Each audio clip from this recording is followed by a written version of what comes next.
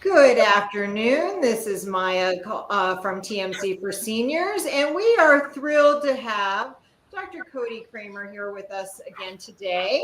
He is a TMCOne vascular surgeon, and today he's going to be talking about deep vein thrombosis and aging, understanding risks and solutions. How are you today, Dr. Kraemer? I'm doing great. Thank you so much for having me here today. Thank you. So I'm going to go ahead and put your PowerPoint up for you so that you can jump into this topic. You do have an online audience that's watching. And then if you're watching us from home and you would like to ask a question, please feel free to put those questions into the chat and I will ask Dr. Kraemer afterwards. Here you go, Dr. Kraemer. All right. So we'll be talking about DVT and essentially what it is, what are its symptoms, what causes deep vein thrombosis or blood clots, what are the risk factors for that, what are the potential complications from them, and how is it diagnosed and what are the treatments. So deep venous thrombosis, or DVT for short, is essentially a blood clot involving the deep veins of the body. And you see kind of in the picture to the right, sort of a diagram of all the larger deep veins. You're talking about the veins that are the big veins closer to the bones, not the ones that you see, skin level and things like that. Those are what we call superficial veins. They have their own kind of disease processes, and you get clots in those as well. But we're really going to focus on DVTs because they're a little bit more on the serious edge and have a bigger impact on people's overall well-being. So this affects about 900,000 people annually in the U.S. And in the other picture down below, and we'll get into more process about this, you can see how there's valves in the veins and how these clots kind of form in and around the valves. And I always get asked, like, oh, doc, did I have one clot, six clots, multiple clots? It's always hard to tell, but there's all these partitions with the valves, and so sometimes it's a single clot that's like stretched out, or it's multiple clots separated by these valves and whatnot. But so common symptoms of a DVT. Typically speaking, I say typical because some people may not have any of these symptoms, but usually it causes a lot of inflammation. So when the clot forms in there, it's usually pretty painful. It causes swelling, typically in that limb. So the veins are what carries the blood back to our heart. And so if things are not circulating like they normally would, things back up, fluids back up. And so there's typically swelling involved with it. Redness, because it's all inflamed and kind of angry. It gets warm because there's a lot more blood down there than usual. And if this breaks loose or embolizes, if it migrates, it can cause even like things like shortness of breath or chest pain, what we call a pulmonary embolism. And we'll talk a little bit more about those a little bit later. So causes and risk factors for DVT. This is kind of a busy slide, but it really pinpoints the complexity of what it takes for your body to develop clots.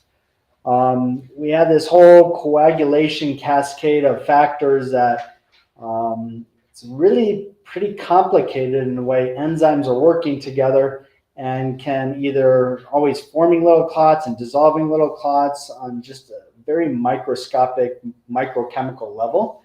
But when things get out of balance, then that's where these clots can really form and develop in a larger sense. So the three big kind of categories is what we call hypercoagulability or a hypercoagulable state, vascular damage or injury to a vein, and circulatory stasis or just stagnant flow.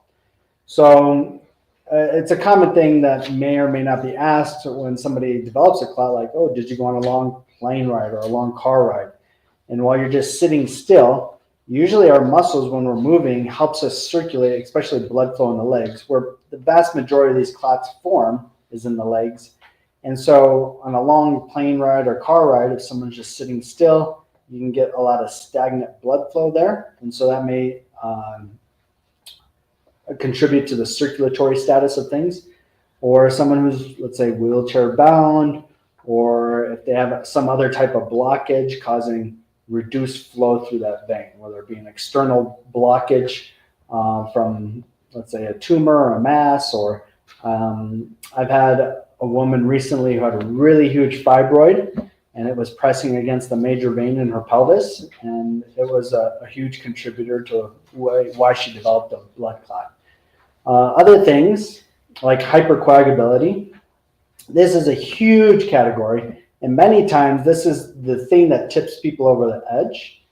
And you may, as a medical community, we may not even identify this. We just kind of assume there must be some element of what we say a hypercoagulable state. So this can be either medication induced, like estrogen therapy is a very well-known thing that causes blood clots, especially in young women. Dehydration, other inflammatory conditions like inflammatory bowel disease or autoimmune illnesses. There's a lot of hereditary conditions that elevate people's risks at different varying levels. And things like cancer. This is a really big one, as we've talked about with the aging community. As we get older and everybody's cancer risks kind of elevate with time, cancer can be a very important thing. That we see somebody with an extensive blood clot, we want to make sure we work up to make sure there's not an underlying cancer. Okay, many times we never identify what really caused the blood clot, but as a physician, I want to make sure I'm not missing something really bad like a cancer, and especially if it's potentially treatable. Because I don't want to just focus on the blood clot, and as a vascular surgeon, that's kind of a lot of what my focus is. But I want to make sure we're kind of understanding why the individual may have gotten the clot, and make sure we're treating the whole person. The other thing, like vascular damage, this can be related to actual trauma, or if somebody had like an IV or a central line or something like that, can contribute to that. So complications of DVT. The big scary one is what we call pulmonary embolism, because that can be a potentially life-threatening condition. Another more rare condition they may not have heard of is called phlegmatious cerulean dolens. And this is a condition where there's such extensive clot in the leg that your limb is actually at threat of losing the limb. And down the road, another potential complication is what we call post-thrombotic syndrome or post-clot syndrome. So what happens to the veins after the clot's been treated, and what are the potential long-term complications from having that? And then another kind of a fairly rare thing, but I think one that commonly many individuals think about is stroke. Oh, this clot's going to break loose and go to my brain and cause a stroke. Well, for it to be able to do that, it has to cross over from the right side of your heart to the left side. So you really have to have a congenital hole in your heart for that to happen. But there's a fairly high amount of congenital, defects in the heart that many times most people will never know that they have. And so it is a potential risk factor.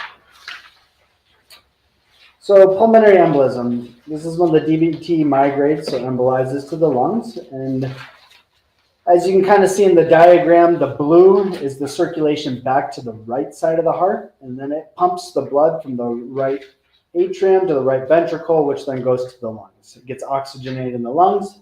That returns back to the left side of the heart, which then pumps out to the rest side of the body.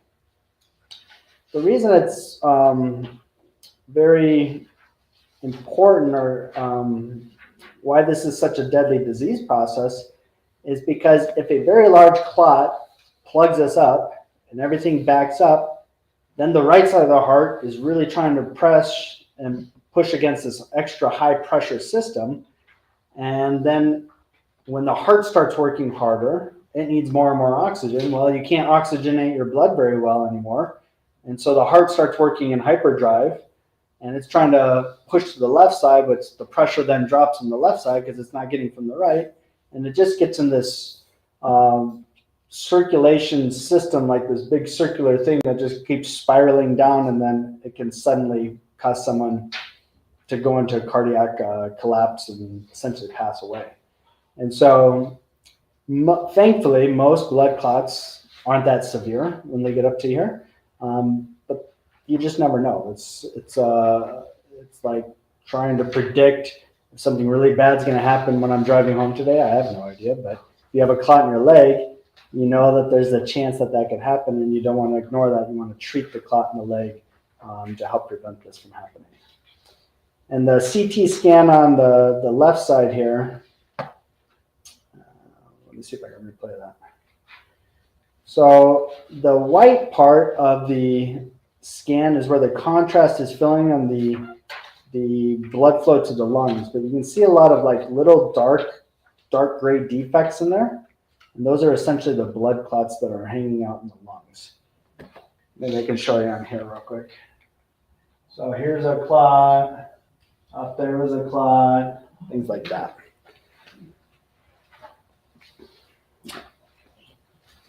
And so the symptoms of a pulmonary embolism, and many times we'll see people in the ER that come to the hospital for these symptoms and never had the leg symptoms, which is kind of a scary thought, that people can develop the DVT in the leg, never have any symptoms associated with it. And, you know, everybody's pain tolerances are different. Oh, I just thought maybe my muscles were a little sore from doing extra work or something like that.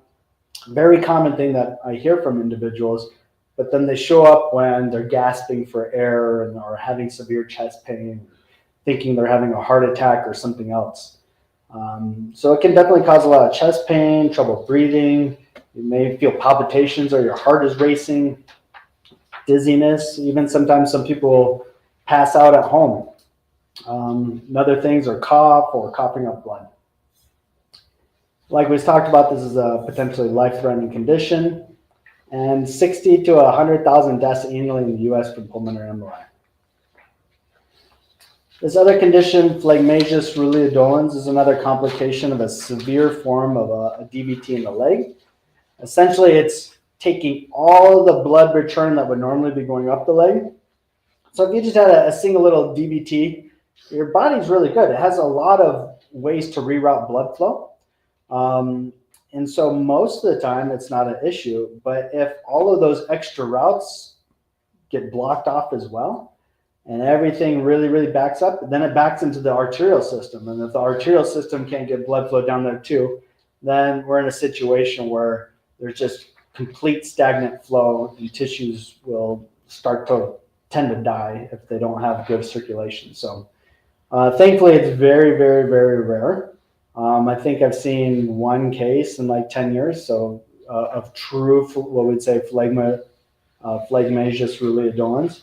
There's other times where there's still pretty severe blood clots that get close to this kind of a condition, but you can see the dramatic difference in the way the two legs look. And in this circumstance, yes, it's absolute, you need an emergency operation to try to save the leg. And another long-term complication, so post-thrombotic syndrome. We talked about these valves earlier. So all of the veins on our body, arms, legs, wherever, they all have one-way valves that keep blood flowing towards the heart. And when we're standing against gravity, blood just tends to want to pool down. And so these valves keep a smaller column of downward pressure and allows the flow to go in one direction. Well, when you get a blood clot, it does multiple things. Not only does it block it up, so you have to, get circulation around it, but over time, as you're on a blood thinner, the blood thinner doesn't dissolve the blood clot. It just helps you prevent from forming more clot and gives your body a chance then to use the enzymes it naturally makes to dissolve the clot to take effect. But the longer a clot's been in there, it becomes more and more fibrotic, very, very dense fibrous tissue forms. And if your body doesn't fully dissolve it, you always may have some chronic clot in there. That chronic clot, it's kind of like shutting one of the lanes down on the interstate. Well, you're still getting flow through there, but it's not nearly as good and as efficient as it was before. The other thing is it can damage these valves. And so now you can get a two-way with gravity, you can get an extra downward, backward pressure. And so it kind of can cause a double whammy, and it has different long-term effects. So that constant downward pressure that you would normally not be experiencing now starts to dilate up other veins. Those other veins are typically the veins towards the surface. You can see it can lead to things like varicose veins. Now, varicose veins can happen for many other reasons besides that. There's a huge hereditary component to it. And they have their own valves, and if their valves just dysfunction just for many times hereditary reasons, then you can just have good old varicose veins. But if that deep system, which is the major kind of what I call the highway system, the major interstate system, is all backed up, then it can lead to that. Other things it can lead to are some of these other pictures you see here. So darkening of the skin, thickening of the skin, even ulcers or wounds, which are typically in the kind of ankle region. And so some of our hope is to help prevent this. It's very important that someone with a blood clot gets on compression to help counteract all of that downward pressure to push it back up, and hopefully help prevent some long-term complications from these. Another potential complication is stroke. We call them paradoxical embolism to the brain. Essentially, if you have a congenital hole in your heart, then there's a potential access point for the clot to go from the right side to the left side, which then can go to the brain, but it could, in theory, go anywhere in your body. And so if it goes to the intestines, it blocks off the blood flow to the intestines. If it goes to your arm, your leg, something like that. And so this is a little bit trickier to anticipate or to diagnose, just because it's not a typical thing that we see. And you need a special kind of ultrasound of the heart to kind of see if there is that congenital hole in the heart. But this is a potential risk as well as having a DVT. So how do we diagnose them? First and foremost is listening to the patient, listening to their story, understanding, yeah, they just flew back from Europe and amazing vacation, but then their 14-hour flight back, they got off the plane and all of a sudden they had terrible leg swelling and leg pain and things like that. Sounds like a blood clot? Well, then, the first thing you should think about is I probably should go to the hospital. And if you go to the hospital, one of the first things they're going to do is they're going to get some blood work. One of the blood tests we look at is something called a D-dimer. And that may suggest that, yes, you may have a blood clot. But another thing that will be probably quickly ordered is going to be an ultrasound. And so the ultrasound is really looking for, do we see a clot in there? And like most of the veins on our body, they have such a very low pressure, they should easily collapse when the tech kind of presses down on the skin. And so if that doesn't happen, if neither they don't see flow through there, you actually see a clot, or it doesn't compress, then it's pretty diagnostic that, yes, you truly have a blood clot. Could you repeat that again? I didn't follow. The whole mechanism. With the clot on the ultrasound? Yeah. Yeah, so when they look on an ultrasound, they can do multiple different things. So let's say you take your blood pressure and it's like 120 over 80 millimeters of mercury. Well, vein pressure typically is somewhere like 2 to 4. So very, very low pressure. And it doesn't take much, like on someone's hand or anything, to just collapse and press down on a vein. So when an ultrasound tech is looking, one of the things they look for is sometimes, like in this picture up here, comparing the top vessel to the bottom vessel, you can see a gray density in there. That's kind of a more obvious, but sometimes it just looks black like the one below it. So one of the things that the tech will do is they'll press down on it, and if it doesn't collapse, if it's rigid, then it's got a clot in there. And so the longer a clot's been there, the more gray and dense it gets. But if it's a really, really fresh clot, it's going to look pretty black. And so we have different ways to kind of detect that. The other thing is they have a way that on ultrasound will allow you to see flow. Now on artery, it's really pulsatile and it's really obvious flow. Sometimes at the vein, it's a little bit more deceiving. It's less flow, but you should still hear or see flow with it. So they look at all those three different things to kind of determine, do we see a blood clot? And it's really probably the true standard of care for diagnosing a clot. And the last thing is like a CAT scan or an MRI. But typically speaking, those are more invasive. They have radiation risks and things like that. So it's not the typical way we look for it. unless we're looking for things like a pulmonary embolism where we can't easily ultrasound. So when it comes to treatments, there's kind of 3 different things, but really the mainstay therapy that everybody with a blood clot really truly needs is anticoagulation or a blood thinner. And sometimes, depending on the extent of it, you may need to come into the hospital and get like an IV form or a shot form of it, such as heparin or Lovenox. But eventually, we all don't want to live in the hospital. We want to get back to our daily lives and get out into our own homes and such. So we really need a pill form for these kind of things. And so things like Xarelto, Eliquis, Pradaxa, warfarin, or Coumadin, these are probably the majority blood thinners that are out there and that you'll commonly see. Usually Xarelto and Eliquis are probably the 2 most prescribed blood thinners at the moment. The reason being is in comparison to things like warfarin or Coumadin, where you have to measure INR and get finger sticks all the time, and your diet's really affecting the levels of which the blood thinner is working. These newer medications, albeit they're very expensive, you don't have to worry about those kind of things nearly as much. You get more of a steady state, and you're not having to monitor the levels like you do with the older. So I would say the majority of people that get put on a blood thinner, in my experience, they're getting either Xarelto or Eliquis.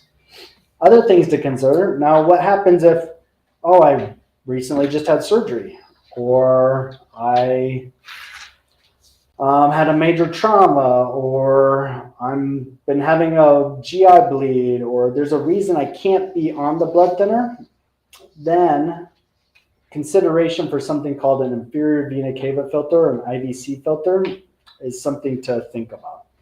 And essentially, this doesn't treat the blood clots. It helps to treat the major complication, the pulmonary embolism. So this is a little basket device that sits just in the kind of the mid-abdomen area. And so if a clot breaks loose from the leg, a big clot at least, it will hopefully catch it and prevent it from going up to the lungs to be a life-threatening thing. And then other things like surgical, or what we call endovascular thrombectomy, where we're actually physically removing some of these clots. And I'll show some more examples of that here in just a sec. So here's that IVC filter. You can see on the picture, the animated picture, that there's the 2 kidneys right there, and we usually place this just below the level of the kidneys. And the type of filter, there's many different types, but the type of filter that I typically place in my patients at TMC is this filter here on the right.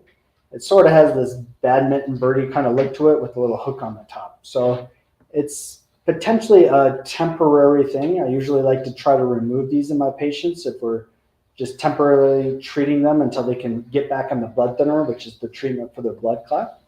And so when they can safely get back on the blood thinner and they're doing well with the blood thinner, then we can go to try to retrieve the filter by essentially lassoing that little hook and bringing it back out through the neck.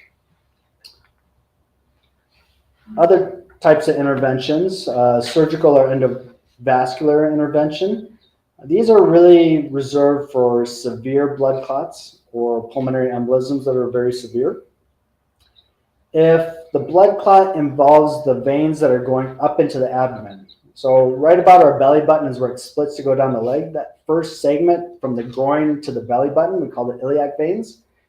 Those veins, if they have clot in it, or if you have that condition we talked about earlier, phlegmasia ceruleus dolens, if you have a limb-threatening situation, those are when we'd say, yes, we probably should go and remove these clots. And it has immediate effects, and it will also hopefully lessen those long-term post-thrombotic syndrome, or that post-clot syndrome that we talked about. Clots that are further down in the leg, smaller, things like that, there's really no proven benefit that going and surgically removing them will provide any short or long-term benefit. And you're just really taking on the risk of an operation. And so those patients are really just treated with blood thinners.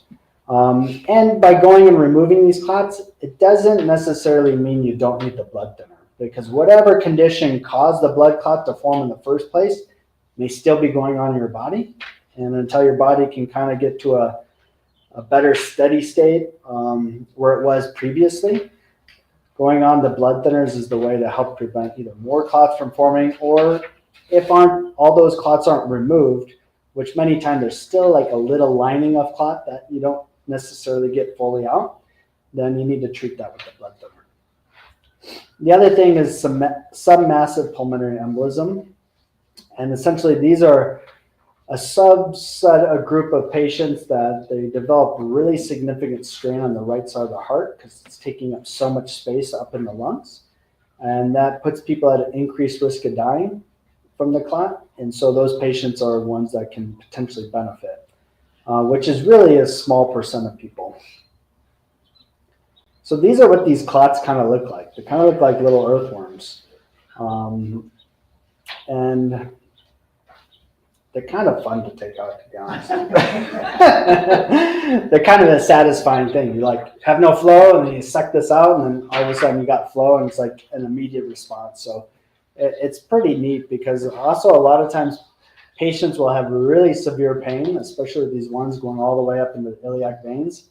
And so when you go and remove it, I've had so many people immediately tell me, "Man, my leg feels so much better," just like that. So it's a really satisfying thing. Same with the submassive pulmonary emboli.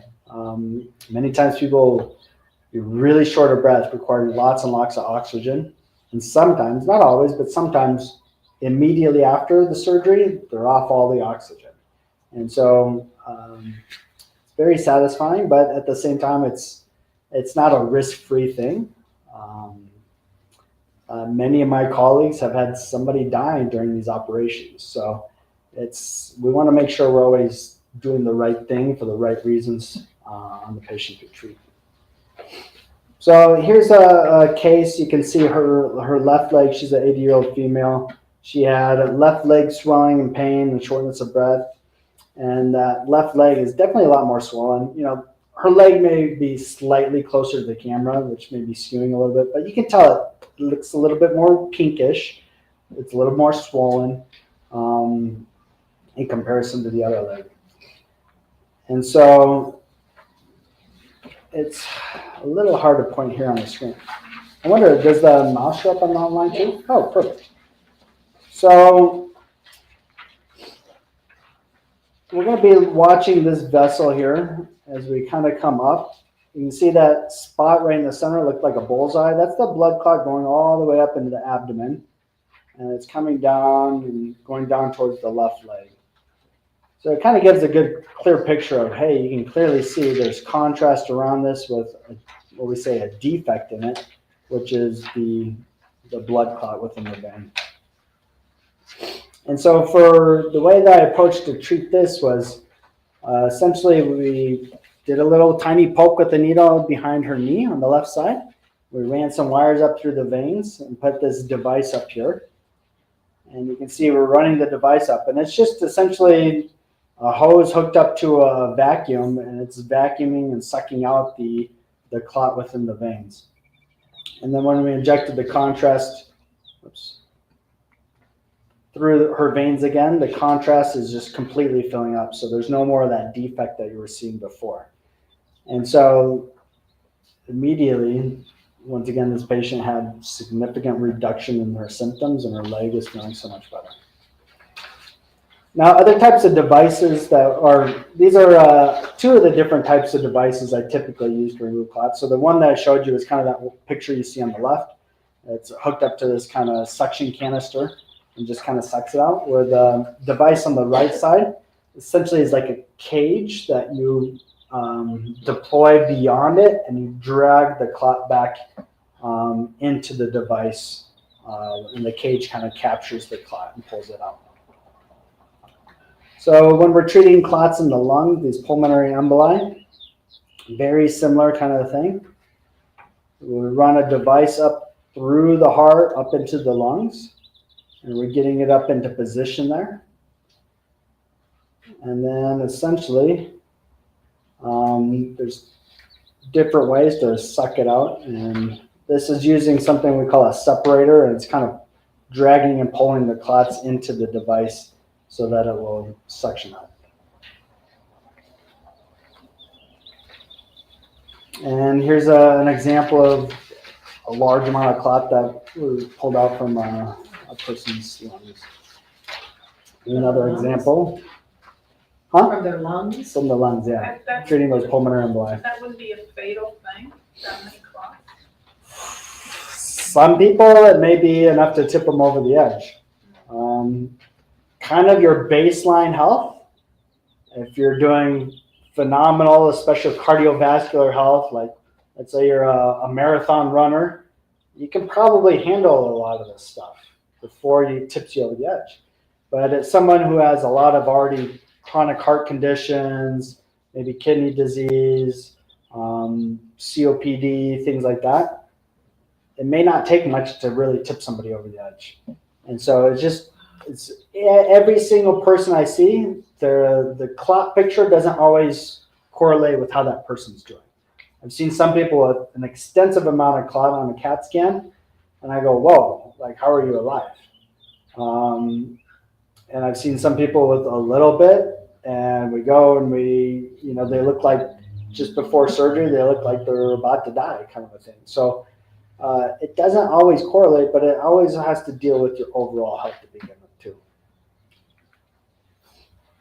So another type of therapy that is very important are compression stockings. So if you've had a blood clot, the typical recommendation is for the next 2 years to continue to wear compression stockings. And this really helps to reduce those long-term effects, that post-thrombotic syndrome that we talked about. It's also the first-line treatment for varicose veins. And if you have chronic leg swelling, to help prevent sores or blisters that form from just chronic swelling in someone's leg, no matter the cause, it's very important to wear those. Well, I think I got done a little bit earlier than I was anticipating, but this is something that, especially when we're on call at the hospital, we see all too often. It seems like every single time I'm on call, I'm getting called about a pulmonary embolism or some clots in somebody's legs. And not necessarily everybody needs surgery. Most people don't. And I think with TMC, and we have a huge catchment area for Southern Arizona. So a lot of times people get flown in here or gets shipped in here from other outside communities. Really because we do have these tools and expertise to be able to treat things that, like 20 years ago, you either got a strong dose of a medication to try to dissolve the clot, which really has high bleeding risk, or they would have to crack your chest open and physically, surgically pull these clots out. And so the treatment for these have really changed a lot. And so it's given us as a medical community just a better way in general to treat these things when somebody surgically needs them. But I guess I'll take any questions. Yeah, thank you, Dr. Kraemer. So I do have a couple of questions that came in.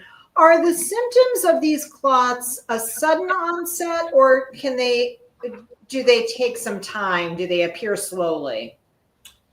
Typically speaking, they're fairly sudden, because if you have no clot and then you have a clot and you have inflammation related to clot, it will then take effect.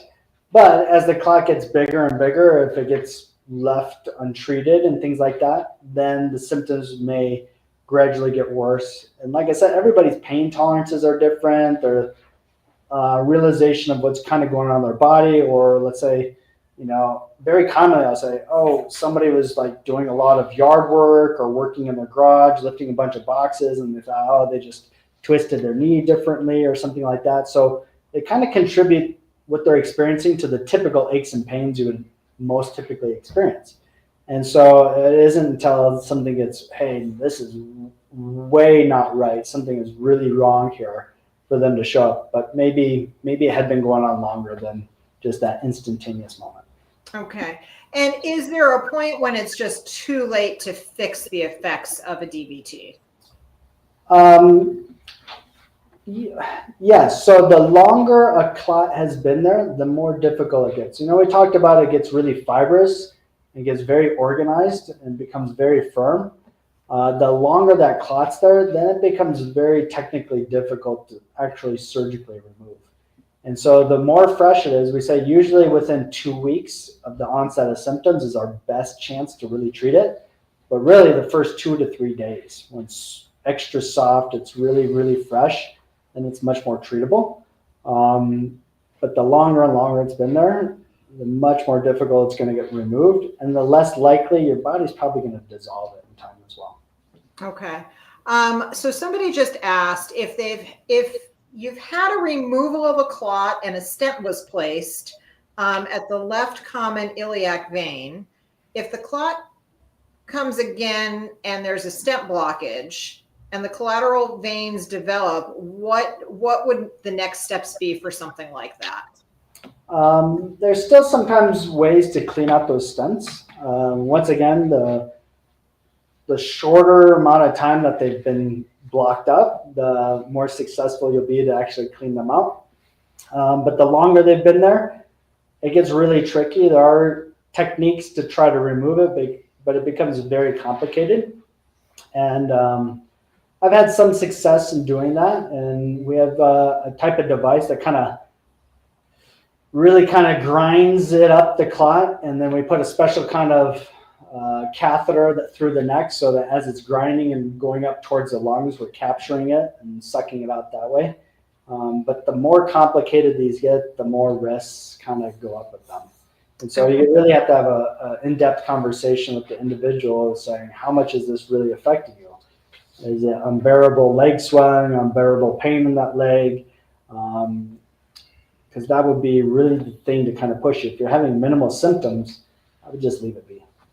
And if you have surgery, what's the recovery time for when you're going in to perform surgery?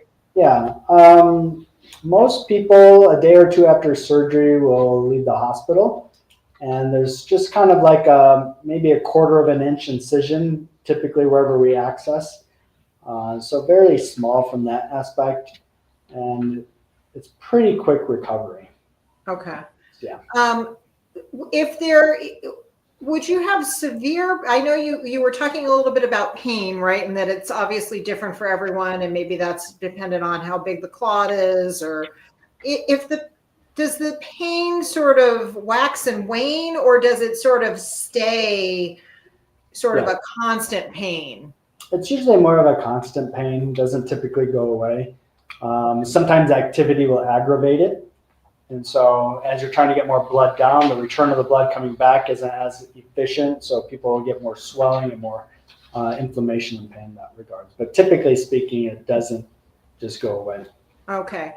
Now, if somebody needed to see you, do they need a referral to come see you, or how does that work if you needed to have a clot treated? Yeah. If someone's having symptoms and they think they're having a blood clot, they need to go to the emergency room first and foremost. That's the very most important thing. If somebody's had a blood clot in the past and they're having some of those long-term effects, that post-thrombotic, or they're having chronic swelling afterwards, or something's changed, those are the times that I think it would be appropriate to come and see me. You probably need a referral from your primary care, or if you have Medicare, you can usually self-refer to guide your own care, which is a neat benefit of Medicare. But yes, first and foremost, if you think you're having a blood clot in your lung or a blood clot in your leg, absolutely you should go to the emergency room to get immediate attention. Okay. And you would see them, you would end up seeing them, somebody would be consulted, yes, whether it's you or any one of my vascular colleagues at the hospital.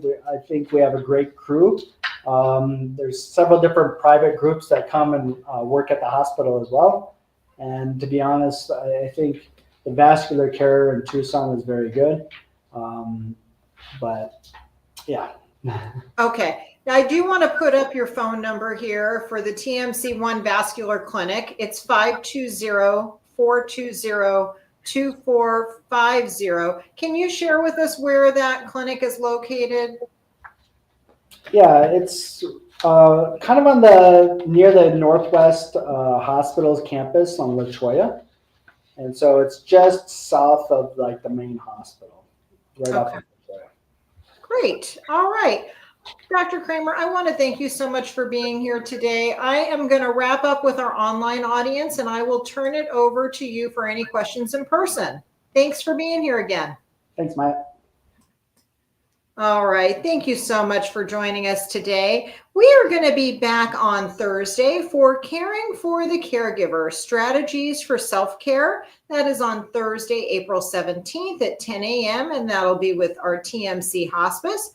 If you're interested in that program, please give us a call in the office. The phone number is 520-324-1960. We'd be happy to sign you up either to come in person or online. And then we will be back again next week, and that will be for From Soil to Gut, the Bacterial Bridge Supporting Health and Well-Being. And that one is on Tuesday, April 22nd at 10 a.m. Please feel free to give us a call if you would like to sign up for any of our classes. The phone number again is 520-324-1960. Thanks so much for being here today.